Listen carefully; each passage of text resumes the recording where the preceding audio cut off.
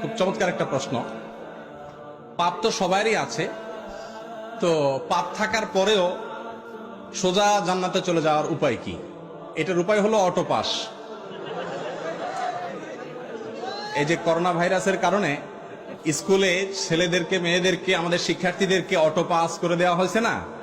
তো আল্লাহ যদি এরকম অটো পাস টাস করে দেয় তাহলে একটা সুযোগ পাওয়া যেতে পারে। কিন্তু ভাইরা আমার, আল্লাহর কাছ থেকে অটো পাসের জন্য মৌলিকভাবে দুটি শর্ত। এক, শিরক মুক্ত ঈমান থাকতে হবে।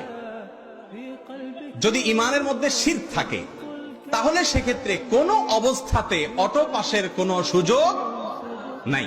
আল্লাহ রাব্বুল আলামিনের কাছে অটো পাস পেতে হলে যেই কাজটি করতে হবে তা হলো শিরক মুক্ত থাকতে হবে। শিরক করে যদি কেউ মারা যায়, আল্লাহ তাআলা আগাম ঘোষণা দিয়েছেন সে অটো পাসটা হবে না, সে সোজা কোথায় যাবে? জাহান্নামে যাবে। ইন্নাল্লাহা লা ইয়াগফিরু আন ইউশরাকা বি, আল্লাহর সঙ্গে শিরক করে মারা গেলে, তওবা ছাড়া মারা গেলে তাকে আল্লাহ তাআলা maaf করবেন না। মুসনাদ আহমদে বর্ণিত হাদিসে নবী সাল্লাল্লাহু আলাইহি ওয়াসাল্লাম বলেছেন, আদ-দাওয়াবিনু ইনদাল্লাহি সালাসা, আল্লাহর কাছে তিন ধরনের মামলা উঠবে। তার ভিতরে এক ধরনের মামলা হলো শিরক সংশ্লিষ্ট মামলা। এটা জামিনের অযোগ্য, ক্ষমার অযোগ্য, সরাসরি জাহান্নাম। এজন্য শিরক থেকে বেঁচে থাকার জন্য চেষ্টা করতে হবে। এক। দ্বিতীয় হলো বান্দার হক নষ্ট করা যাবে না। ওই যে আজকে 4টা পয়েন্ট বলেছি, 2টা পয়েন্ট এর মধ্যে চলে আসছে। দেখেন, বান্দার হক নষ্ট করা যাবে না। মানুষের অধিকার যদি নষ্ট করেন, কিয়ামতের দিন আল্লাহ নিজেও বলবেন যে এই মামলা আমি নিষ্পত্তি করব না। যার অধিকার নষ্ট করেছো তার কাছে এই মামলার ইখতিয়ার, তিনি চাইলে মাফ করবেন। আর কিয়ামতে কেউ কাউকে মাফ করবে না।